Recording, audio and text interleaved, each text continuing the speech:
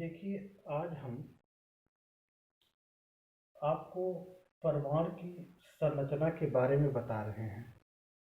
तो परमाणु संरचना के लिए कई वैज्ञानिकों ने कई सिद्धांत को दिए हैं, लेकिन उसमें देखिए पहले आपका क्या था। पहले उन्होंने परमाणु की संरचना के बारे में एक वैज्ञानिक थे जो तरबूज मॉडल दिए हैं। क्या दिए? तरबूज मॉडल। थॉमसन का तरबूज मॉडल था। तो थॉमसन ने ये बताया कि जैसे तरबूज आप खाते हैं, देखते हैं, जानते हैं कि तरबूज क्या होता है। जैसे तरबूज आपका ये गोलाकार बना होता है, तो तरबूज में बीज होता है और क्या होता है। अब जो बीज था, उन्होंने कहा कि जो इलेक्ट्रॉन है वह धनावेशित कण में ऐसे धसे हुए जैसे तरबूज में बीज धसा होता है। तो ये प्रारंभिक मॉडल था, ये अमान्य कर दिया गया। तो इनका यह मॉडल मान्य नहीं रहा, क्योंकि ये मॉडल सब नियमों का लागू नहीं होता था। उसके बाद जो नियम दिए रदरफोर्ड वैज्ञानिक ने दिया। तो रदरफोर्ड वैज्ञानिक क्या किए, देखिए, एक उन्होंने सोने की पन्नी लिए। क्या लिए? सोने की पन्नी लिए। तो सोने की पन्नी अर्थात ये सोना होता जो एक धातु है। तो उस पर इन्होंने क्या किया, अल्फा कण की बौछार कराए। अल्फा कण की क्या कराए? बौछार कराए। तो उन्होंने देखिए एक सोने की पन्नी लिए, एक प्रतिदीपशील पर्दा ऐसा पर्दा था कि जिस पर जब वो किरणें पड़ती थी तो क्या होता, उसमें चमक उत्पन्न होती थी। तो उन्होंने जब अल्फा कण की बौछार कराए तो देखिए अल्फा कण क्या होती, धनावेशित कण है। अल्फा कण क्या है? धनावेशित कण है। तो अल्फा कण की जब उन्होंने बौछार कराया तो उन्होंने देखा कि कुछ अल्फा कण आर पार क्या कर जाती थी, निकल जाती थी। तो अल्फा कण आर पार क्या हो जाती थी, निकल जाती थी। उनके मार्ग में कोई परिवर्तन नहीं हुआ। और उसमें से कुछ अल्फा कण क्या होती थी, अपने मार्ग से क्या हो जाती थी, विचलित हो जाती थी। कुछ अल्फा कण क्या होती थी, अपने मार्ग से विचलित हो जाती थी। और कुछ अल्फा कण, उसमें से 2000 अल्फा कण में एक अल्फा कण ऐसा था जो आपका 180 अंश के कोण पर क्या गया था, मुड़ गया था। तो इन तीन किरणों के आधार पर रदरफोर्ड ने परमाणु का मॉडल दिया। क्या दिए? परमाणु का मॉडल दिए। उन्होंने कहा कि परमाणु के अंदर अधिकांश स्थान क्या है, रिक्त है, खाली है, जिससे अल्फा कणों के मार्ग में कोई परिवर्तन नहीं हुआ, सीधे आर पार निकल गई।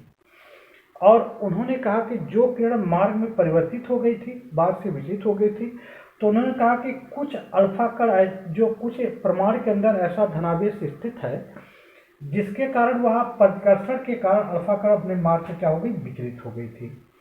और उन्होंने जो नाभिक की संरचना, नाभिक के बारे में बताए। उन्होंने कहा कि परमाणु के अंदर एक ऐसा सूक्ष्म स्थान है, संकेंद्रित है, जो धनावेशित है, जिसके कारण अल्फा कण 180 अंश पर क्या गई थी, मुड़ गई थी। तो उन्हें परमाणु का नाभिक की खोज की। तो नाभिक में बताया कि जैसे बाह्य, अब परमाणु की संरचना में उन्होंने बताया कि बाहर क्या कक्षा में क्या पाया जाता है, इलेक्ट्रॉन होता है। अंदर की कक्षा में क्या है, न्यूट्रॉन है या प्रोटॉन है, जो प्रोटॉन धनावेश होता है। तो ये तो रदरफोर्ड का ये परमाणु संरचना थी, तीन किरणों के आधार पर बताए थे। अब हम आपको आधुनिक परमाणु संरचना के बारे में बता रहे हैं। आधुनिक परमाणु संरचना के बारे में बता रहे हैं। तो देखिए, आधुनिक जो परमाणु संरचना है वो 1926 में श्रिंगडिंगर नामक वैज्ञानिक ने उन्होंने दिया। और इलेक्ट्रॉन को क्या माने, तरंग मान लिया। इलेक्ट्रॉन को क्या माने, उन्होंने तरंग माना। तो इलेक्ट्रॉन को तरंग के प्राकृत के आधार पर श्रिंगडिंगर ने 1926 में परमाणु की क्या बताए, संरचना बताए। तो उन्होंने बताया कि परमाणु दो भागों से क्या है, निर्मित है। परमाणु क्या भाग है, दो भाग है। तो एक भाग उन्होंने बताया कि धनावेशित नाभिक होता है, और जो दूसरा भाग बताए जो बाह्य कक्षा में क्या था, इलेक्ट्रॉन होता है। अब इलेक्ट्रॉन की ही स्थिति का विवेचना या इलेक्ट्रॉन किस कक्षक में कैसा व्यवस्थित है, इसी के आधार पर उन्होंने बताया तो देखिए उन्होंने पहला जो नियम दिया, कहा कि परमाणु में दो भाग होता है, एक धनावेशी नाभिक होता है और दूसरा बाह्य कक्षा में जो इलेक्ट्रॉन होता है वह बाह्य कक्षा में व्यवस्थित होता है। और दूसरा इन्होंने क्या कहा कि वह जो इलेक्ट्रॉन है उसकी आकार और आकृति और दिशा विन्यास भिन्न भिन्न होती है। तो उन्होंने क्या लिया, जैसे हम इलेक्ट्रॉनिक विन्यास करेंगे, जैसे मान लिया 11 का हमने इलेक्ट्रॉनिक विन्यास किया, किसके आधार पर, अफवाह के अनुसार पर। तो 1s2 होगा, 2s2 होगा और 2p क्या हो जाएगा, 6 हो जाएगा और 3s1 हो जाएगा। अब देखिए ये जिसमें इलेक्ट्रॉन पाए जाने की अधिकतम संभावना होती है उसे हम क्या कहते हैं, ऑर्बिटल कहते हैं। जिसमें इलेक्ट्रॉन पाए जाने की अधिकतम संभावना होती है उसे हम क्या कहते हैं, ऑर्बिटल कहते हैं। अब देखिए जो 1, 2, 2 या 3 दर्शाया गया है, इसको दर्शाने के लिए उन्होंने क्या कहा,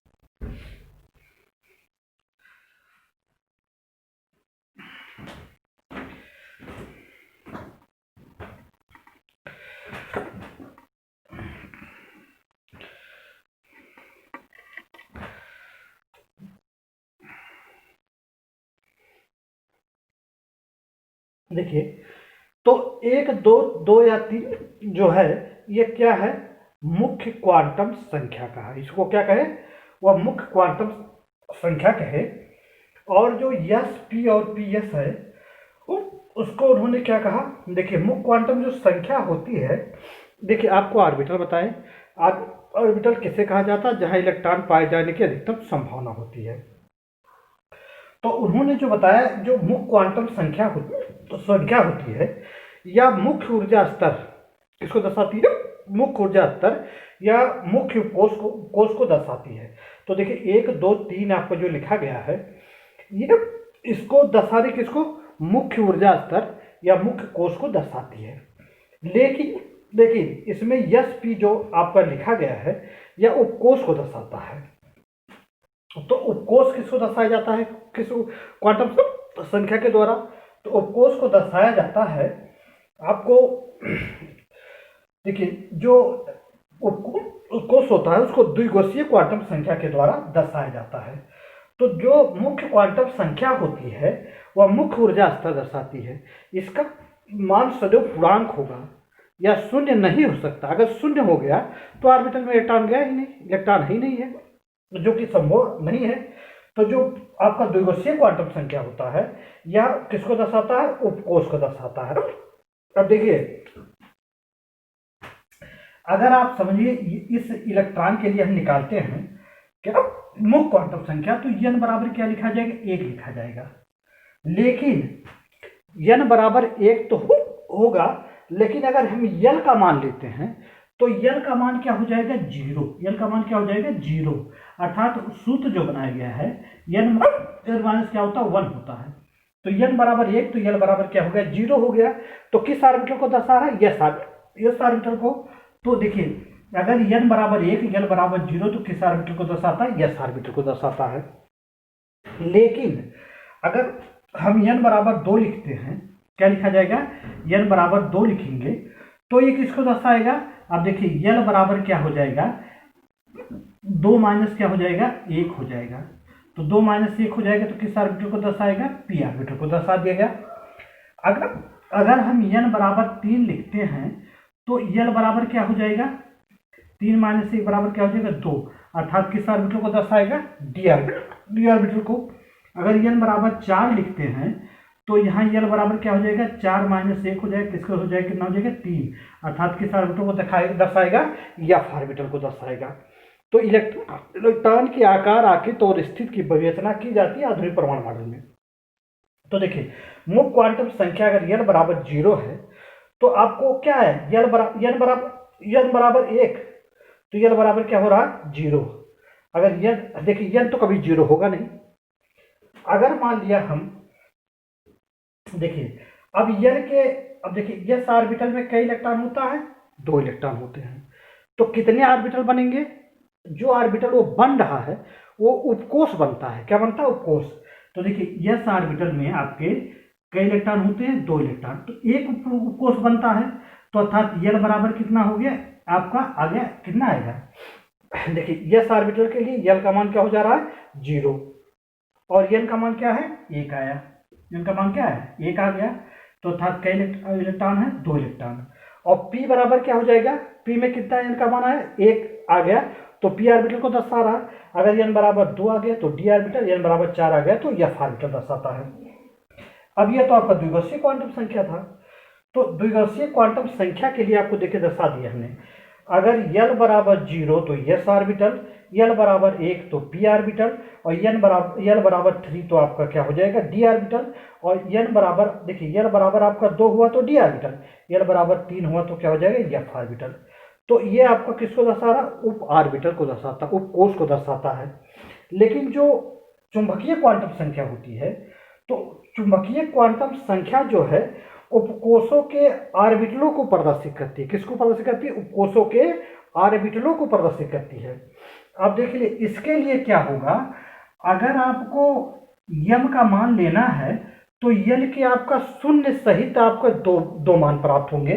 जैसे हमने देखी, अब इसके लिए अगर l बराबर 0 है तो m बराबर क्या हो जाएगा? 0 होगा। m बराबर क्या हो जाएगा? 0 हो जाएगा। अगर l बराबर 0 तो m बराबर 0 हो गया। अगर मान लिया l बराबर आपका 1 है तो किस ऑर्बिटल को दर्शाएगा? p ऑर्बिटल को। तो p ऑर्बिटल में कै उपकोष बनते हैं? 3 उपकोष बनते हैं। तो देखिए इसका मान हो जाएगा +1, ये m का मान हम लिख रहे हैं, +1 0 और क्या हो जाएगा? -1। आप यही देख लीजिए यस ऑर्बिटल में कई इलेक्ट्रॉन होता है? 6 इलेक्ट्रॉन, और एक ऑर्बिटल में कई इलेक्ट्रॉन भरता है? 2 इलेक्ट्रॉन। तो कई ऑर्बिटल आप बनाएंगे? 3 ऑर्बिटल बनाएंगे, अर्थात 3 उपकोष बना दिया गया। क्या बनाएगा? 3 उपकोष बनाया गया। तो l बराबर अगर 1 है तो p ऑर्बिटल को दर्शा रहा, अर्थात कै उपकोष बनेंगे? 3 उपकोष, और m के कै मान हो जाएंगे? 3 मान, क्योंकि यह कोषों की स्थिति को प्रदर्शित करता है। अगर देखिए आप, अगर हमने कर दिया l बराबर 2 तो किस ऑर्बिटल में गया? d ऑर्बिटल में। तो d ऑर्बिटल में कै आपका उपकोष होगा? तय m के मान होंगे 7, आपका क्या बन जाएगा? 5 आपका 10 होते हैं तो 5 आपका क्या हो जाएगा? उपकोष हो जाएगा। तो इसके m के क्या मान होने चाहिए? 5 मान होंगे। तो देखिए m बराबर हम लिखेंगे -2 -1 0, और क्या हो जाएगा? +1, और क्या हो जाएगा? +2 हो जाएगा। +1 और प्लस क्या हो जाएगा? 2 हो जाएगा, उल्टा तरीके से। तो देखिए कै मान बना? 1 2 3 4 और 5 मान बना। तो ये आपका डी ऑर्बिटल में कितने इलेक्ट्रॉन भरते हैं? 10 इलेक्ट्रॉन। तो क्या आपका उपकोष बनेगा? 5 1 2 3 1 2 3 और 4, 1 2 3 4 और 5। अब देखिए 2 इलेक्ट्रॉन आपके भरते चले जाएंगे। तो ये किसको दर्शाया? उपकोषों को दर्शा दिया। ठीक। अगर इसी तरह अगर l बराबर 3 है तो f ऑर्बिटल के लिए दर्शाएगा f ऑर्बिटल में कितने इलेक्ट्रॉन भरते हैं? 7 ऑर्बिटल बनेगा, उपकोष बनेगा, अर्थात 7 में 14 इलेक्ट्रॉन रहेंगे। तो m के कै मान होगा? 7 मान हो जाएगा। ये तो हमारा क्या था? अब देखिए एक आपका क्वांटम संख्या और आता है, उसे हम क्या कहते हैं, स्पिन क्वांटम संख्या या हैज़मुथल क्वांटम संख्या कहा जाता है। तो वह किसको दर्शाता है, इलेक्ट्रॉन के चक्रण को प्रदर्शित करता है। चक्रण माने दिशा को प्रदर्शित करता है। तो देखिए एक ऑर्बिटल में आपका मान लिया p के लिए हम ले रहे हैं, तो p के लिए आपका देखिए क्या ऑर्बिटल बनेगा, 3। तो एक की दिशा ऊपर, दूसरे की दिशा नीचे, एक की दिशा ऊपर और दूसरी दिशा क्या हो जाएगा, नीचे हो जाएगा। तो पहले के लिए +½ दूसरे के लिए -½ पहले के लिए प्लस फिर दूसरे के लिए माइनस। ये इस इलेक्ट्रॉन की इस चक्रण को दर्शाता है। किसको दर्शाता है, इलेक्ट्रॉन के चक्रण अर्थात दिशा की दिशा में। तो दर्शाता कौन सा, चक्रण क्वांटम संख्या या स्पिन क्वांटम संख्या कहा जाता है। तो ये 4 क्वांटम संख्याएं होती हैं जो इलेक्ट्रॉन की स्थिति और ऊर्जा और कोश को क्या करती, पूर्ण प्रदर्शित करती हैं। मुख्य क्वांटम संख्या मुख्य ऊर्जा स्तर, द्विगोशीय क्वांटम संख्या उपकोश या उप ऊर्जा स्तर, चुंबकीय क्वांटम संख्या भी उप ऊर्जा स्तर या ऑर्बिटल में स्थित इलेक्ट्रॉन को दर्शाएगा, और चक्रण क्वांटम संख्या इलेक्ट्रॉन के चक्रण की दिशा को प्रदर्शित करता है। ये हमारे 4 क्या है, क्वांटम संख्या है जिसके आधार पर इलेक्ट्रॉन की पूर्ण स्थिति की विवेचना की जाती है।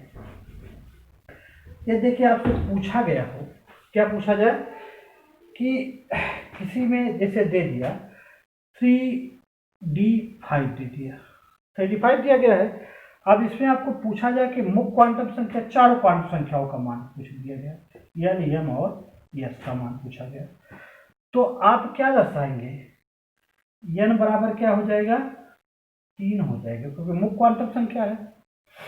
d बराबर आपका क्या हो जाएगा, किस ऑर्बिटल में गया, 5वें ऑर्बिटल में है, तो d का मान क्या हो जाएगा। अब यहाँ पर आप सूत्र जानते हैं n-1, तो क्या लगाएंगे यहाँ पर, अब यहाँ पर 3 में से 1 घटाएंगे तो कितना आ जाएगा, 2 आ जाएगा। तो किसका मान प्राप्त हो, हमारा यल का मान प्राप्त हो गया। अब m के लिए क्या सूत्र आप जानते हैं, तो m के लिए सूत्र होता है m बराबर 2l + 1 होता है। ये सूत्र आपका m चुंबकीय क्वांटम संख्या निकालने का है। तो यहाँ पर हम क्या लिखेंगे, देखिए 5 कहाँ पे, 2 आया ना l का मान, तो लिखेंगे 2 × 2 + 1, तो कितना हो जाएगा, 4 × 1 = 5। तो m के क्या मान होंगे, 5 मान। और s के लिए तो इलेक्ट्रॉनों की स्थिति आप विवेचना करेंगे, जितना आएगा उतना होगा। देखिए अब मान हम निकाल रहे हैं, n बराबर कितना हो जाएगा, 3 हो जाएगा।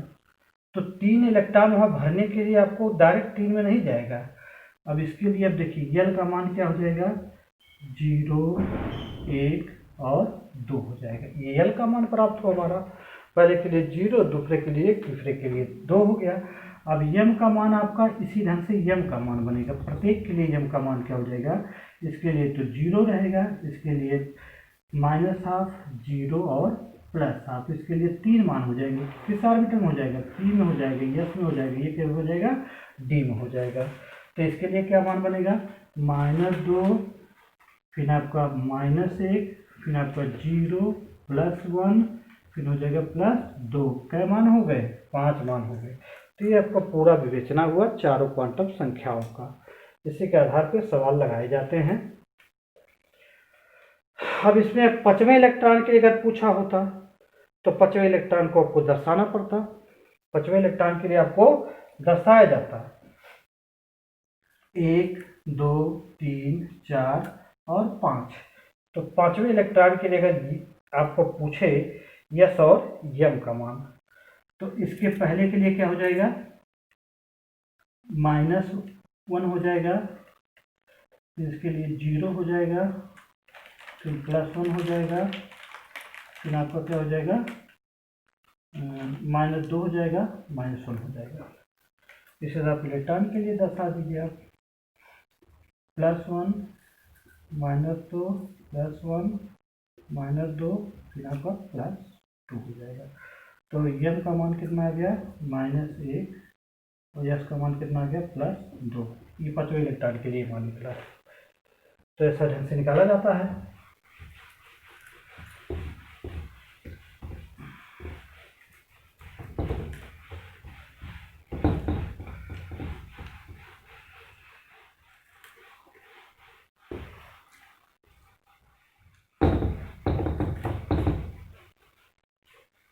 तरह से ये मान निकाले जाते हैं।